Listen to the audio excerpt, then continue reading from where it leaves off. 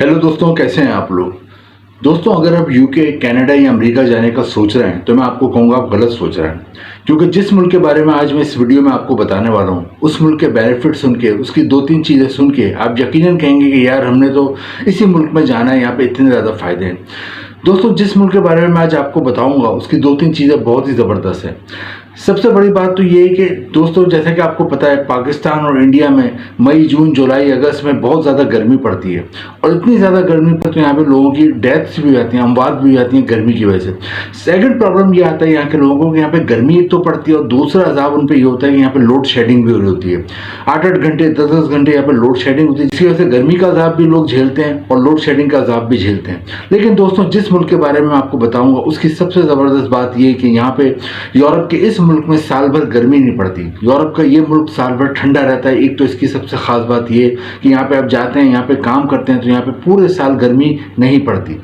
दूसरी सबसे बड़ी इसकी बात यह है कि यहाँ के यूके के मुकाबले में 3 गुना ज़्यादा तनख्वाह मिलती है। दोस्तों, यहाँ पर जो महीने की तनख्वाह मिलती है वो 15 लाख रुपए माहाना तनख्वाह मिलती है, जबकि यूके में तकरीबन 6 लाख रुपए माहाना तनख्वाह मिलती है। तो दोस्तों, ये एक और बहुत बड़ा एडवांटेज है, क्योंकि आप बाहर जाते हो तो मेन मकसद आपका पैसा कमाना होता है। दोस्तों, तीसरे इस मुल्क की जो खास बात है वो ये कि शेंगन कंट्री में आता है। शेंगन कंट्री क्या होते हैं? यूरोप के 28 मुल्क हैं जो इन्होंने एक मुआहदा करा हुआ है और जिनको शेंगन कंट्रीज कहा जाता है, उन 28 मुल्कों को। इनका मुआहदा है कि किसी भी एक मुल्क का अगर किसी बंदे को वीज़ा मिल जाता है तो यूरोप के बाकी 27 मुल्कों में वो वीज़ा फ्री जा सकता है, बगैर वीज़े के जा सकता है। और ये मुल्क भी शेंगन कंट्री में आता है, जिसका मैं आपको आगे बताने वाला हूँ। और शेंगन कंट्री का ये जो बात है बिल्कुल ठीक है, मैं खुद इसका गवाह हूँ, क्योंकि मैंने खुद प्रैक्टिकली करा हुआ है। मैं शेंगन कंट्री पे इटली पहले गया, इटली की सिर्फ इमिग्रेशन पे मेरा वीज़ा और दीगर चीज़ें, पासपोर्ट वगैरह चेक हुआ। उसके बाद में जर्मनी गया, स्विट्जरलैंड गया, 2-3 और मुल्क गया यूरोप के शेंगन कंट्री में आते हैं। वहाँ पे बॉर्डर पे किसी ने कुछ चेक भी नहीं करा। तो ये एक शेंगन कंट्री का फायदा होता है कि एक आप कंट्री का वीज़ा लेके जाते हो और बाकी 27 मुल्कों में बगैर वीज़े का घूम सकते हो। तो इस कंट्री का भी ये फायदा है। और दोस्तों, चौथा इस कंट्री का जो सबसे बड़ा फायदा है वो ये कि इसका जो पासपोर्ट है वो दुनिया में 7वें नंबर पर रैंक करता है एज ए स्ट्रॉन्ग पासपोर्ट। आपको पता है दुनिया में 200 मुल्क हैं तकरीबन, और उसमें 200 मुल्कों में 7वें नंबर पे एज ए स्ट्रॉन्ग पासपोर्ट आना बहुत बड़ी बात होती है। तो इस मुल्क के जो शहरी होते हैं, यहाँ के जिनके पास पासपोर्ट होता है, जिनको यहाँ की नेशनलिटी मिली हुई होती है, जिनको यहाँ की शहरियत मिली हुई होती है, वो दुनिया के 170 से ज़्यादा मुल्कों में वीज़ा फ्री जा सकते हैं या वीज़ा ऑन अराइवल जा सकते हैं। एक और इस मुल्क की खास बात ये है दोस्तों, जैसा कि मैंने आपको शुरू में बताया, यूरोप के जो इस बहुत ही ज़बरदस्त मुल्क है और इसकी सबसे ख़ास बात तो ये है कि यहाँ पे साल भर गर्मी नहीं पड़ती। और दोस्तों, जब मैं इस मुल्क का नाम लूँगा तो आपको इसके नाम से भी अंदाज़ा हो जाएगा, आपको ठंडक का एहसास होगा। दोस्तों, इस मुल्क का नाम है आइसलैंड। ये यूरोप में वाक़ है और जैसा कि मैंने कहा था, इसका नाम लूँगा तो आपको ठंडक का एहसास हो जाएगा। आइसलैंड के बारे में थोड़ा सा आपको बता दूँ कि उसमें ज़्यादातर लोगों को आइसलैंड के बारे में नॉलेज नहीं है, मालूमात नहीं है, तो वो इसके लिए अप्लाई नहीं करते, इस तरफ जाते ही नहीं है, बल्कि वो यूके, अमेरिका और कनाडा के चक्कर में लगे रहते हैं। सालों उनको यहाँ का वीज़ा नहीं मिलता और उनका पासपोर्ट भी एक्सपायर होता है, लेकिन वो यूके, अमेरिका और कनाडा के चक्कर में लगे होते हैं। लेकिन दोस्तों, थोड़ा सा आइसलैंड के बारे में बता दूं। आइसलैंड जो कि यूरोप में वाक़ है, उसकी जो नेबर कंट्रीज़ हैं वो है इंग्लैंड है, यूके है और यहाँ पे ग्रीनलैंड इसके पड़ोसी मुल्क हैं।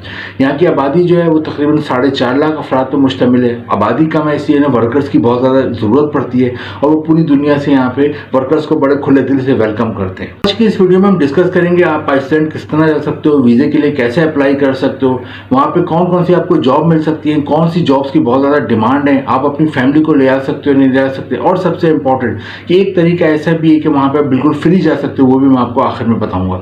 सबसे पहले हम जॉब्स देखते हैं कि यहाँ पे कौन सी ज़्यादा जॉब्स की डिमांड है, ताकि आप अपने आप को खुद एनालाइज करो कि आप उधर जाके आप अपनी तालीमी काबिलियत के मुताबिक या आपको जो हुनर स्किल आता है उसके मुताबिक वहाँ आपको जॉब मिल सकती है नहीं मिल सकती।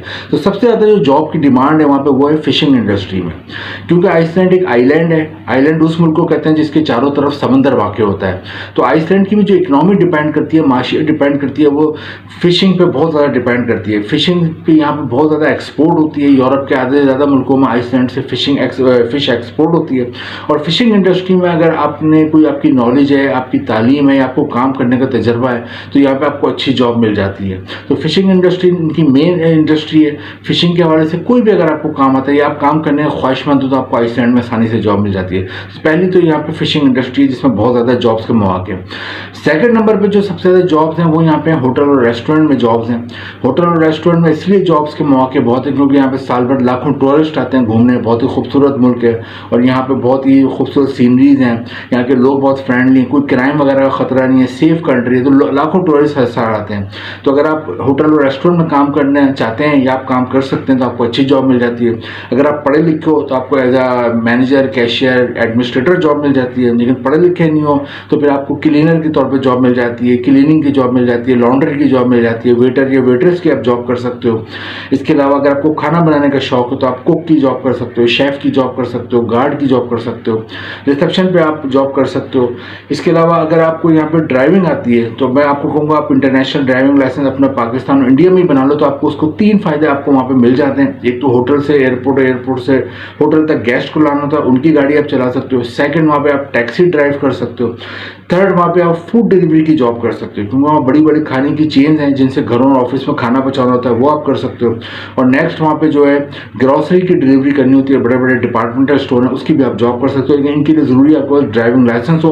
तो मेरी आपको रिकमेंडेशन होगी कि आप इंडिया या पाकिस्तान में अगर अभी हो तो यहीं पे अपने driving licence international driving licence में कन्वर्ट कराना है, जो कि बहुत आसानी से हो जाता है किसी भी ब्रांच से ड्राइविंग लाइसेंस की। जॉब जो है वो कंस्ट्रक्शन इंडस्ट्री में, अगर आप सिविल इंजीनियर है, सिविल में डिप्लोमा किया हुआ है, सिविल में बैचलर किया हुआ है, सिविल में मास्टर किया हुआ है, अच्छी जॉब मिल जाती है। आर्किटेक्चर हो, आर्किटेक्चर में मास्टर बैचलर किया हुआ है, आर्किटेक्चर में कोई डिप्लोमा किया हुआ है, या कोई भी कंस्ट्रक्शन के हवाले से आपकी तालीम है, तालीमी काबिलियत है, तो आपको यहाँ अच्छी जॉब मिल जाती है।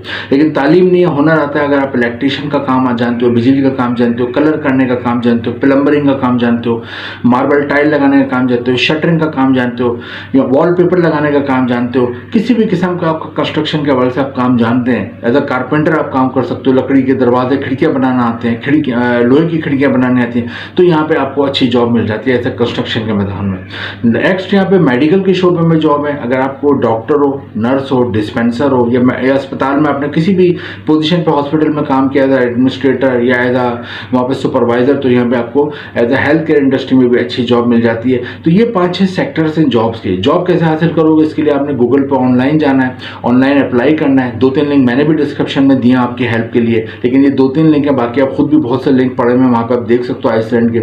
ऑनलाइन अप्लाई करें, लेकिन 2 चीज़ें आपके पास बनी हुई है, एक CV और कवर लेटर यूरोपियन फॉर्मेट में, ये ज़रूरी है।